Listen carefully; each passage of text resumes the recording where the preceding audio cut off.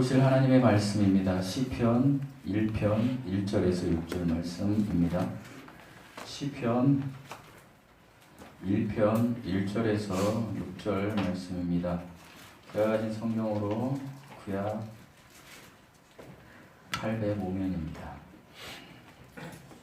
찾으셨으면 저와 여러분이 교독하시겠습니다. 복 있는 사람은 악인들의 꾀를 따르지 아니하며 죄인들의 길에 서지 아니하며 오만한 자들의 자리에 앉지 아니하고 오직 여호와의 율법을 즐거워하여 그의 율법을 유지하고 묵상하는도다. 그는 시냇가에 심은 나무가 철을 따라 열매를 맺으며 그 잎사귀가 마르지 아니함 같으니 그가 하는 모든 일이 다 형통하리로다. 악인들은 그렇지 아니하며 오직 바람에 나는 그와 같도다. 그러므로 악인들은 심판을 견디지 못하며 죄인들이 의인들의 모임에 들지 못하리로다. 무릇 의인들의 길은 여호와께서 인정하시나 악인들의 길은 망하리로다. 아멘. 샬롬. 샬롬. 제가 1990년 4월에 수원에 왔습니다. 33년 전인 것 같습니다. 그때 제가 처음에 침례교회를 다녀서 침례교회를 찾다가 수원 중앙침례교회를 갔더니 너무나 커가지고 제가 되게 좀 소극적인 사람이었어요, 그 당시에. 그래서 갔더니 어떤 자매가 나왔는데 부담이 너무 스러워가지고 이게 못 다니겠구나. 그리고 다시 가서 제가 그 당시에 지금은 없어졌습니다. 고등동에 한밀침례교회를 갔습니다. 근데 거기도 역시 좀 부담스러웠어요. 그래서 제가 이제 온 게 서문에 있는 동부침례교회라는 데를 갔어요. 그러니까 침례교회라는 데는 다 가본 거죠. 그리고 이제 마지막에 제가 형제침례교회가 오만동에 있을 때 가봤습니다. 근데 가는 쪽쪽 형제는 없고 왜 이렇게 자매들이 많은지 그 당시에 자매들이 와가지고 막 하는데 너무 부담스러운 거예요. 좋아야 했는데 제가 그렇게 소극적인 사람이었어요. 그러면서 제가 교회를 다니지 않았습니다. 여러분도 그런 시절 있잖아요. 그런 저희 어머니가 고등동에 거기가 저희가 집이 있었는데 매일 기도를 가시다가 제발 한 번만 교회 가자. 그래서 갔던 곳이 지금도 고등동에 있는 중앙성결교회였습니다. 중앙성결교회 가서 제가 역시 거기도 자매가 아마 한 30명 있더라고요. 근데 제가 거기에서 이 교회를 다녀야 되겠다라고 결심을 했습니다. 제가 부끄러운 얘기지만 저희 사무를 봤거든요. 그래서 제가 바로 이제 성가대에 등록을 했습니다. 열정이 생긴 거예요. 왜? 하여간 마음에. 그래서 이제 성가대를 딱 갔는데 성가대 지휘자가 교수님이신데 그 당시에는 교수님 아니고 지금 교수님이세요. 유명하신 분인데 이 지휘자가요 어떻게 노래를 연습시키냐면 저는 전주침례교회 다닐 때 그냥 할렐루야 이렇게 연습을 했는데 여기는요 도레미 이 계명으로 연습을 시키는 거예요. 근데 저는 높은 음자리 도밖에 모르거든요. 왜? 예전에 이제 있던 교회에서 하늘에 이러면 이제 그 형이 잘하는 형들이 있으면 따라서 이렇게 하면서 이렇게 했는데 이 교회는 이거 계명으로 하니까 연습을 너무 부담스러운 거예요. 그러나 성가대를 안 한다고 할 수는 없잖아요. 목적이 있기 때문에.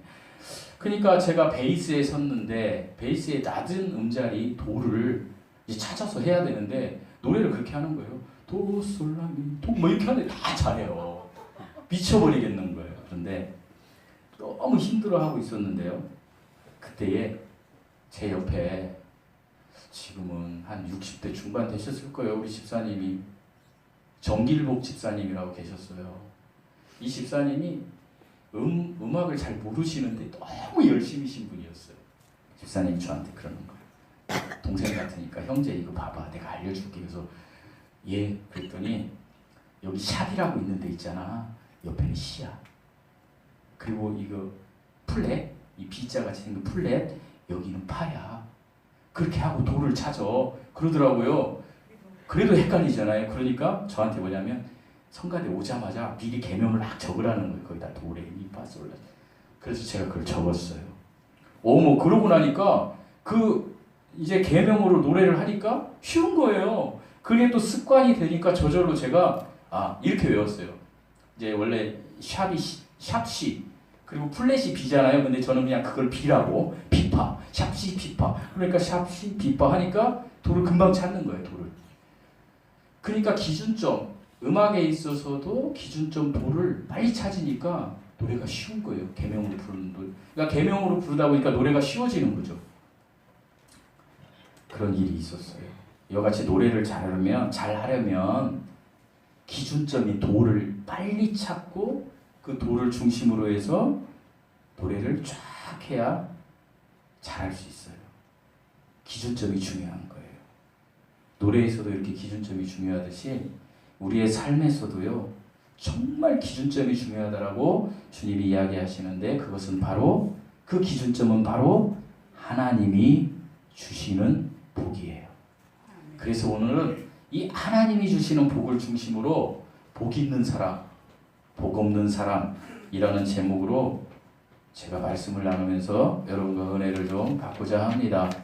여러분이 복 있는 사람, 복 없는 사람 할 때 하나님이 제시하신 것이니까 어디를 찾을 건지는 여러분이 선택하세요. 자, 먼저 1절 시작을 보면은 우리 1절 한번 읽어보시겠습니다. 1절입니다. 시작. 복 있는 사람은 자기의 길을 따르지 아니하며 죄인의 길을 따르지 아니하며 오만한 자를 자리하지 아니하며. 딱 시작하는데 뭐라고 기록되어 있습니까? 복 있는 사람은 이라고 시작합니다.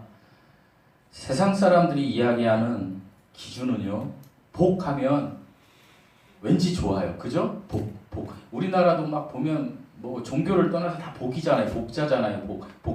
중국도 복. 다 복을 좋아해요. 그런데 세상 사람들이 이야기하는 복은 긍정적인 사고방식, 긍정을 강조하고 긍정적인 사고방식으로 살면 이렇게 된다더라. 어떻게? 부자 된다더라. 그래서 보면은 막 마음을 뭐 이렇게 좋게 가지세요.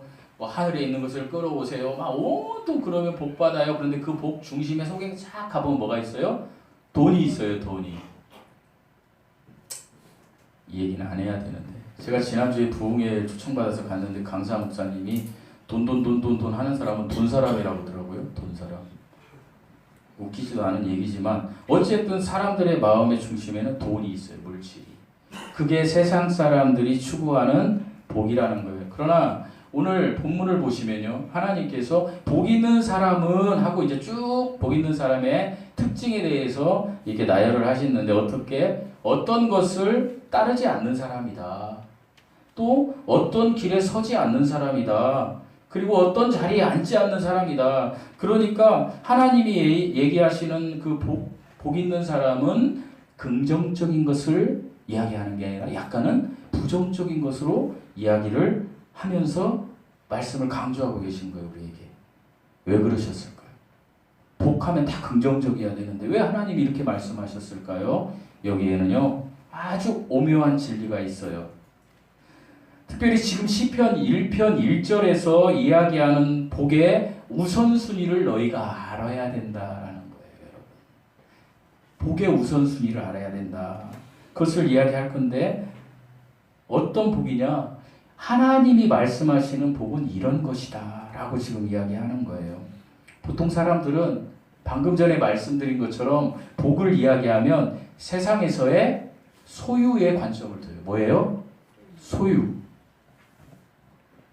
잊어버리지 마세요. 뭐의 관점을 둬요? 소유. 마치 저와 여러분은 아닌 것처럼 그렇게 하지 마세요. 똑같아요. 소유의 관점을 두는 거예요. 그래서 소유의 관점은 뭐예요? 난 돈이 많았으면 좋겠어. 난 명예가 있었으면 좋겠어. 난 자녀가 이렇게 됐으면 좋겠어. 다 그거예요. 소유. 소유에 온통 관심이 있어요. 근데 뭐 이 소유에 관심이 있는 것을 정죄하거나 막 이렇게 하고 싶지는 않아요. 이 소유에 관심이 있는 것들 지극히 본성적이에요. 저도 그래요. 여러분도 그렇잖아요. 인정해야지요. 이걸 마치 아닌 것처럼 얘기할 필요 없어요. 이 복을 바락이라고 해요. 바락. 성경에서는. 그래서 이 소유에 관심이 있는 복, 하나님께서 축복하시는 언약의 복, 이건 바라크라고 하는데요. 이건 성경에 415번이나 나와요.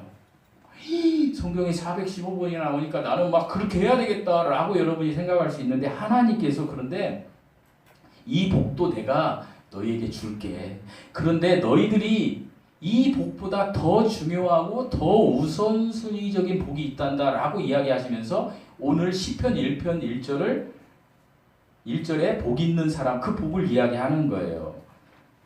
특별히 지금 시편 1편에 있는 1절에 있는 복은요, 소유에 관계된 복이 아니에요. 관계성에 관련된 복이에요. 아멘? 세상 사람들이 추구하는 복, 그리고 하나님이 415번이나 얘기하셨던 복은 소유에 대한 거지만 지금 시편 1편에서 그보다 더 중요한 복이 있는데 이것은 관계성에 관련된 복이다. 어떤 관계성이요? 이것을 그래서 우리는 여러분 제가 옛날에 한번 얘기했지만 아세레라고 해요. 히브리어. 물질, 세상적인 거는 히브리어로 바라크라고 하는데 이것은 아세레라고 해요. 이건 무슨 복이에요? 하나님과의 관계가 회복된 복, 하나님이 주신 복, 나의 삶의 기준이 예수 그리스도로 바뀌는 복. 다시 말씀드리자면 하나님의 나라를 내가 볼 수 있는 복. 더 세부적으로 이야기하면 요한복음 3장에 성령으로 다시 태어나는 복, 영적인 복을 이야기하는 거예요. 그러니까 하나님은 복 있는 사람은 딱 이야기하는데 여기서 복 있는 사람은 이 구절을 놓고 돈 주세요 뭐 이제 하면 안 된다는 거예요. 이 구절은 내가 정말 구원받은 사람인가? 아직 구원받지 못했는가? 내가 하나님과의 관계가 회복된 사람인가를 생각하라는 거예요. 그래서 내가 하나님께 관계가 회복된 사람이다. 그러면 나는 복 있는 사람이 된 거예요. 그런데 이 복 있는 사람, 관계성이 회복된 사람, 이 사람들이 누리는 복을 첫 번째 제1의 복이라고 하는 거예요. 이 복을 누린 다음에 우리가 좋아하는 제2의 복을 누리면 되는 거예요, 여러분. 그래서 우리가 신앙생활하는 거 제1의 복을 항상 생각하는 관계, 소유보다는 관계를 생각해야 돼요. 여러분이 기도할 때도 하나님과의 내 관계가 정확히 맺어졌는가? 하나님 나를 의인이라고 하셨는가? 내가 하나님을 만났는가? 인격적으로 이것이 중요하다는 거예요. 그 다음에 여러분 그랬으면 여러분이 필요한 것들을 구하세요. 그러면 되는 거예요. 이 우선순위가 바뀌지 않는 것이에요.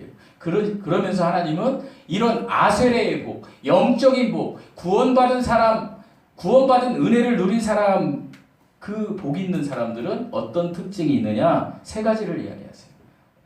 뭐예요? 첫 번째, 어디를 따르지 않는다. 악인들의 꾀를 따르지 않는다라는 거예요. 여러분, 악인들이라는 말은요, 히브리어 말로 라사라는 뜻이 있대요. 라사. 그런데 이 뜻에는요, 어떤 유죄 판결을 받은 자들, 그러니까 죄를 져서 이미 유죄 판결을 받았어요. 그런데 그것을 시편 4절에서는 뭐라고 하냐면 우리 시편 4절 한번 찾아보실게요. 시편 4절 바로 옆에 있으니까 찾아서 읽어보시겠습니다. 시편 4절 시작.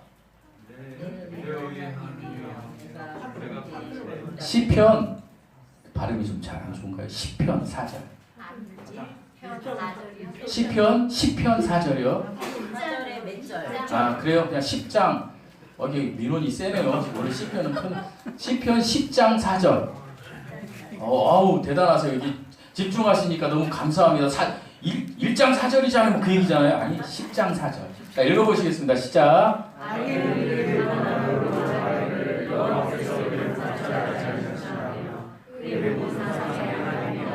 자, 악인은 뭐예요? 그의 사상에 내가 가지고 있는 모든 생각과 모든 사고에 뭐가 하나님이 없다고 하는 자다. 악인은 그런 자예요. 아멘? 근데 이런 자들은 꾀를 도모한다는 거. 꾀는 뭐냐면 사전적 의미로 어떤 의도를 품는 거예요. 뭘 하기 위해서 사람을 꼬이기 위해서 도모하는 거예요. 그러니까 하나님의 뜻과는 상관없는 것으로 유혹하는 거예요. 그러니까 악인들의 꾀를 따르지 않는다라는 뜻은 다른 말로 하면 하나님이 없다고 하는 자들이 세상적인 것을 이렇게 해봐 하는 것으로 유혹하는 것에 따르지 않는다. 그런 뜻이에요. 이게 복 있는 사람이라는 거예요. 그리고 두 번째 복 있는 사람은 뭐라고 말씀하셔요? 죄인들의 길에 서지 않는다. 죄인은 뭐예요? 히브리어로 히타임. 그러니까 어떤 목표가 빗나간 자들. 그러니까 모든 세상에 태어난 사람들. 하나님의 그 기준, 의인의 기준의 목표가 빗나간 자들의 길에 서지 않는다. 길은 여러분이 요한복음 14장 6절에 오직 누구예요? 예수님만이 길이요 진리요 생명이에요. 그러니까 예수님의 길을 따르지 않고 가는 길, 세상 길, 이거에 서지 않는 자가 복 있는 자라는 거예요. 여러분 잘 대비해 보세요. 저와 여러분은. 그리고 하나님이 마지막에 오만한 자. 오만한 자는 뭐예요? 이게 히브리어로 레침이라는 뜻이 있다는데요. 이것은 하나님을 조롱하는 자라는 거예요. 하나님을 조롱하는 자. 조롱이라는 그 사전적 의미를 찾아보니까 비웃으면서 깔보고 희롱하는 게 조롱이래요. 그러니까 오만한 자는 하나님이 없다라고. 여러분 우리가 복음전할 때 저도 그런 거 많이 경험하는데 막 저를 까는 게 아니라 하나님을 까는 사람들 있잖아요. 하나님 조롱하고 막 있으면 막 이렇게 하는 분들 있잖아요. 그런 자들이 오만한 자들인데 그런 자들의 자리에 앉지 아니한다는 거예요. 누가요? 복이 있는 사람들이. 우리가 복이 있다라면 이렇게 가지 않아야 된다는 거예요. 하나님께서는 지금 이 악인들, 죄인들, 오만한 자들을 통해서 죄의 성질이 점진적으로 악화된다는 것을 우리에게 알려주고 있는 거예요. 다시 정리해보면 악인은 하나님이 없다고 하는 자들이고 죄인은 하나님이 길이 아닌 빗나간 길로 걸어가다가 마침내 마지막에 하나님을 조롱하고 비방하는 자리에 앉는 자들, 이렇게 된다. 이런 자들의 자리에 들어가지 않는 자들이 복이 있는 자들이다 라고 말씀하시면서, 그러면서 복이 있는 사람들은 전적으로 이제 이런 것은 안 하지만 이제부터 이런 것은 한다는 거예요.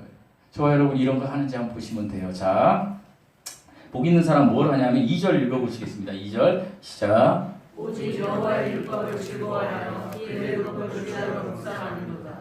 오직 여호와의 율법을 즐거워한대요. 그러니까 기뻐하는 거예요. 여호와의 율법만 기쁜 거예요. 사랑하는 성도 여러분, 저를 잘 보세요. 특별히 여기에서 여호와의 율법은요,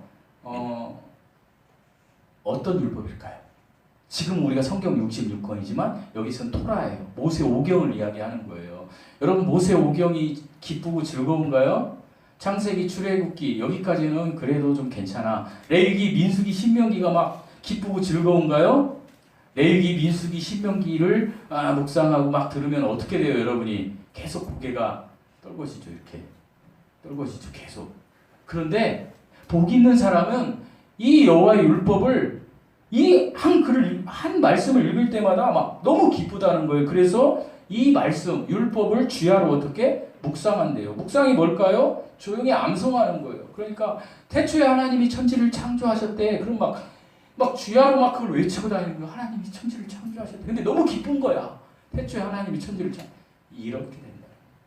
이런 특징이 있다라는 거예요. 여러분 그렇게 나옵니까? 잘 생각해 보세요. 여러분한테 대입을 해보라는 거예요. 앞에 새 부류의 일에 내가 걸어가는 건지 아니면 지금 얘기하는 거에 걸어가는 건지, 그냥 예배당에 나오고 힘들고 지치고 하나님 말씀 들으면 그런 건지, 아니면 하나님의 말씀을 듣는데 그냥 하나님 오면 벌떡 깨가지고 너무 기쁘고 뭐 어떻게 하지 이렇게 하는 거지. 여러분 잘 보세요. 하나님이 이렇게 성경에 써놓으셨어요.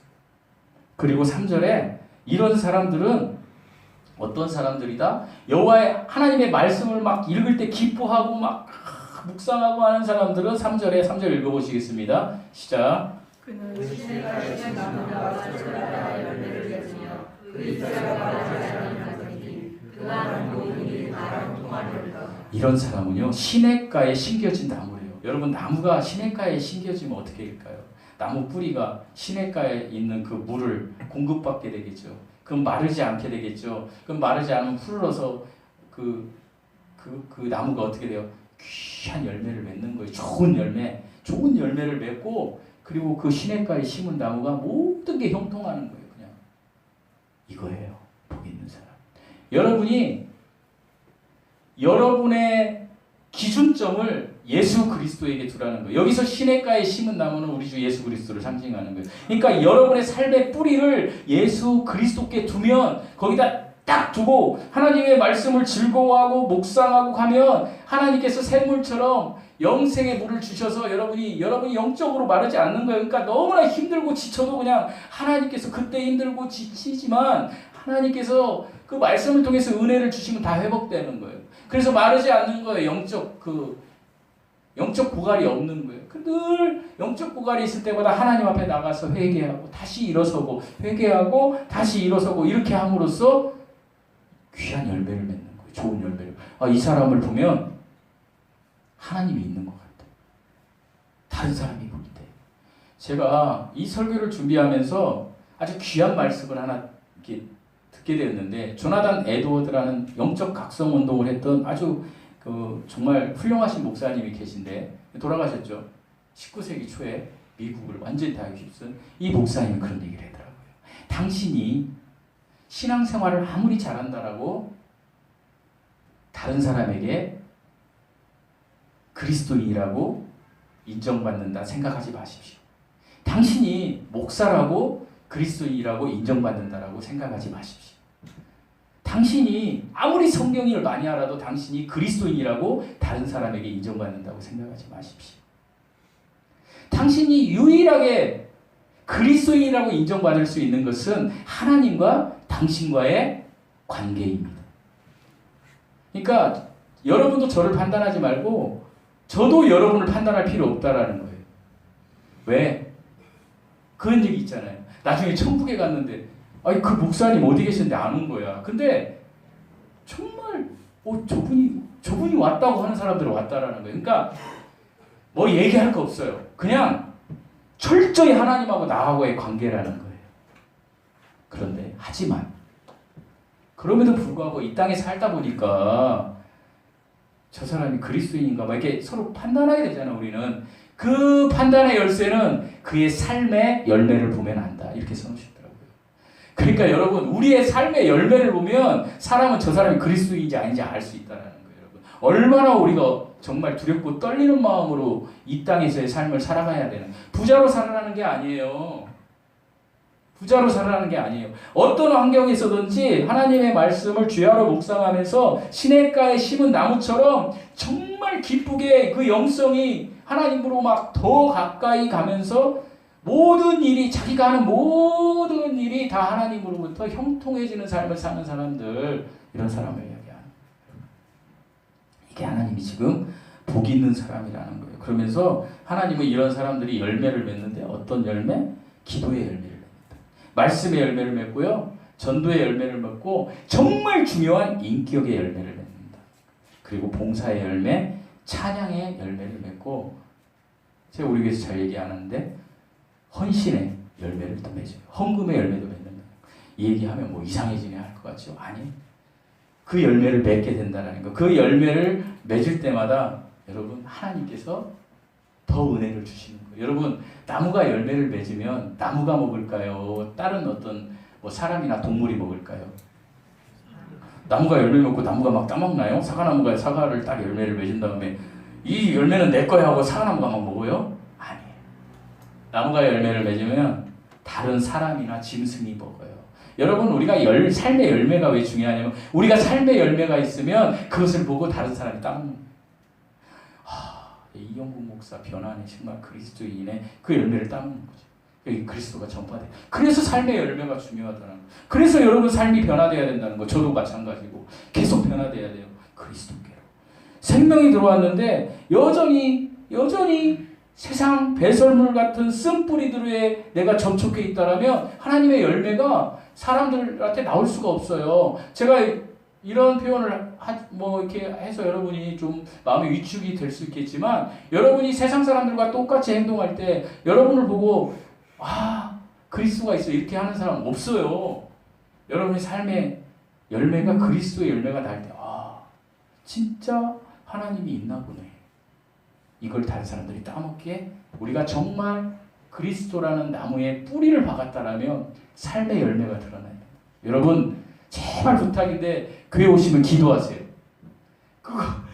아침에 일어나서 기도하세요. 정말 기도의 열매라도 지금 시작하자는 거예요. 저는 제가 다른 거 정말 여러분에게 당부드리진 않잖아요. 여러분 기도의 열매 쌓으세요. 하나님이 해주신다는데 여러분 하세요. 저를 위해서 기도 안 하셔도 좋으니까 여러분을 위해서 하세요. 그럼 모든 일이 형통해져요. 아멘? 네. 기도의 열매를 쌓으시기 바랍니다. 그러면 하나님이 로마서 8장 28절에 말씀하신 것처럼 모든 것이 합력하여 선을 이루는 삶을 우리에게 주실 거예요. 승리의 삶, 형통의 삶, 복을 누리는 삶을 주실 거예요. 이 삶을 사는 애가 진짜 복 있는 여러분 되시길 축원드립니다. 둘째로 복 없는 사람에 대해서 이제 나와요. 4절 말씀 읽어보시겠습니다. 4절 시작. 하나님은 4절에 이제 앞에서 얘기한 사람들이 있었어요. 누가 있었어요? 악인들, 죄인들, 오만한 자들이 있었는데 특별히 그 대표로 악인들에 대해서 딱 이렇게 하는 거예요. 악인들은 뭐다? 악인들은 그렇지 아니하며 오직 바람에 나는 겨와 같다. 그러니까 악인들은 2절에서 3절의 사람들과 같지 않다라는 거예요. 그래서 뭐에 비유했어요? 겨가 뭘까요, 여러분? 벼로 말하면 겉껍질을 겨라고 하잖아요. 그죠? 그러니까 겨는 어때요? 바람이 불면 날아가 버려요. 우리가 예전에 그 채라는 게 있었어요. 저 시골 살을 때 할머니 집에 이렇게 치킨? 말 잘못하면 이렇게 된다니까. 채라고도 하는데 이렇게 하는 거 있잖아요. 까부르는 거. 그걸 이렇게 탁탁탁 하면 뭐예요? 겨는 다 날아가요. 알곡만 떨어져요. 그거 얘기하는 거예요.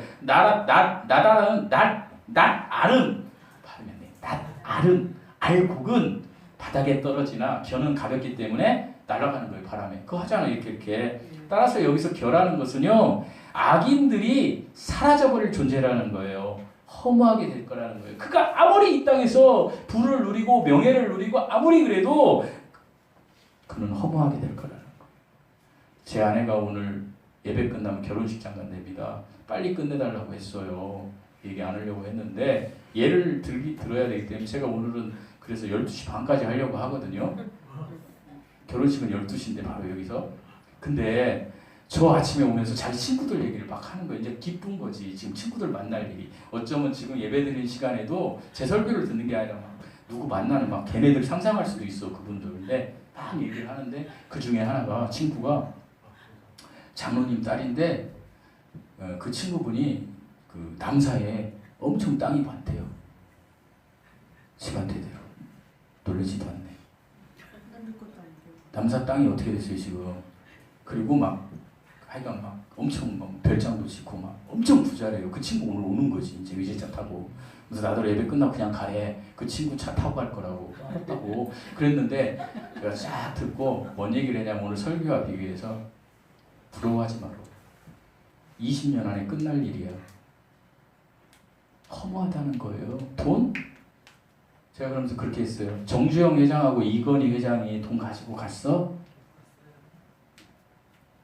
그걸 지금 이야기하는 거예요. 주님이.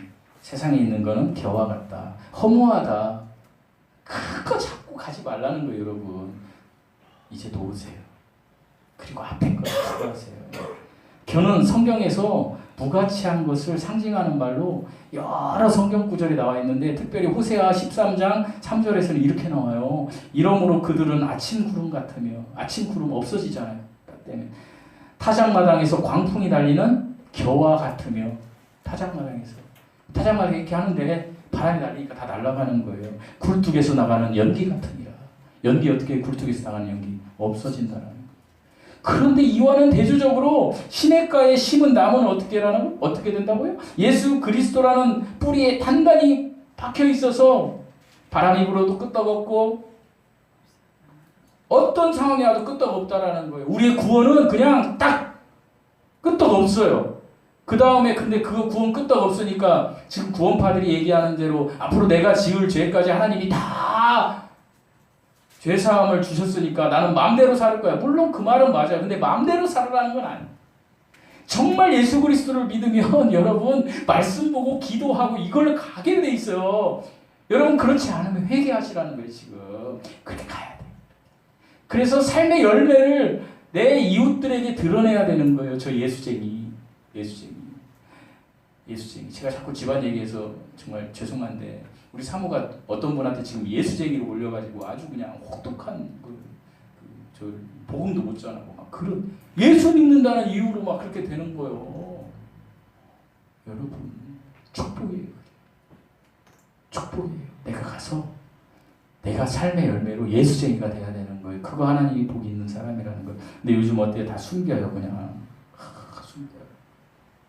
사랑하는 성도, 사탄 마귀는요 이 세상의 신이에요. 그래서 불순종의 자녀들 안에 일하는 악한 영이에요. 그래서 이 악한 영은 자녀들로 하여금 계속해서 세상 것을 추구하게 만들고 세상의 열매를 맺게 하고 하나님의 열매를 맺기 못하게 계속해서 우리를 막 공격하고 유혹하고 그 길에 가게 하고 막 그래요.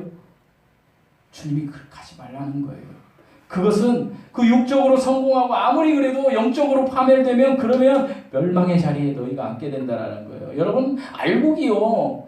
그 벼가요. 껍질과 알곡이 있을 때 딱 붙어 있잖아요. 근데 그 붙어 있는 게 영원히 붙어 있을 것 같지만 하나님께서 백보자 심판자리에서 한마디 말씀으로 딱 하면 그냥 껍질이 딱 튕겨나가서 분리되는 거예요. 세상 것은 다 그렇게 허무하게 분리될 수밖에 없는 거예요. 그 분리되는 종착점이 불법을 행하는 자들아 내게서 떠나라. 내가 결코 너희를 알지 못하냐.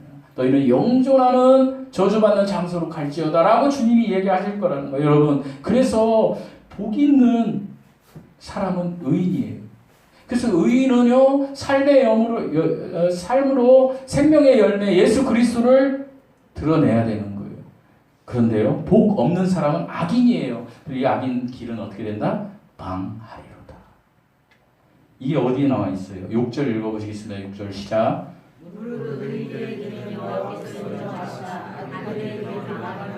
이거예요. 그러니까 복 있는 사람은 의인이고 기준점이 있는 사람인데 이 사람은 어떻게 된다? 여호와께서 인정하신다. 창조주 하나님이. 그러나 하나님이 없다고 하고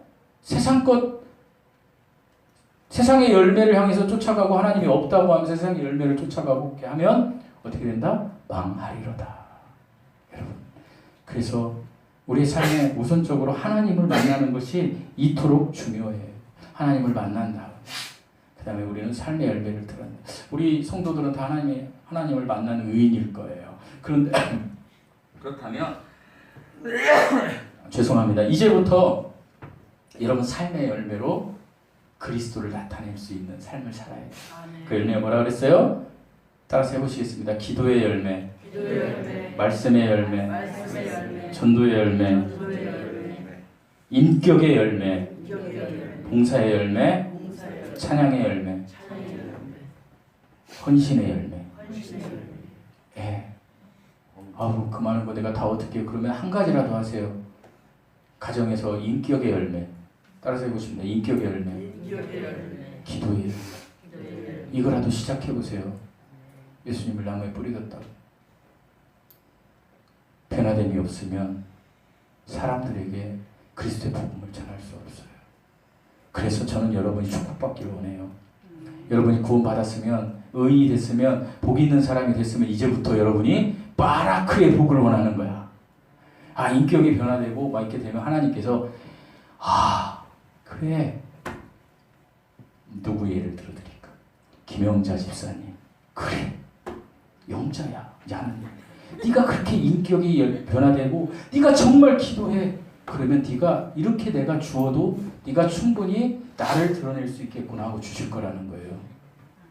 집사님 제가 이렇게 전함을 빼서 죄송합니다. 하나님이 그러실 거라는 거예요. 그러니까 우리 모두가 마찬가지. 그러니까 어떻게요? 하나님을 만나는 게 아셀의 복이 먼저고 그 다음에 뭐요? 바라크의 복은 그 다음에 하라는 거예요. 에? 하나님을 만나는 관계성 회복. 그래서 하나님 회개야. 기도의 열매를 쌓으시기 바랍니다. 기도의 열매를 쌓으세요. 여러분 그럼 모든 길이 형통할 것입니다. 이 삶을 사는 저와 여러분 되시기를 예수님의 이름으로 축원드립니다. 기도하시겠습니다. 하나님 아버지, 하나님이 주신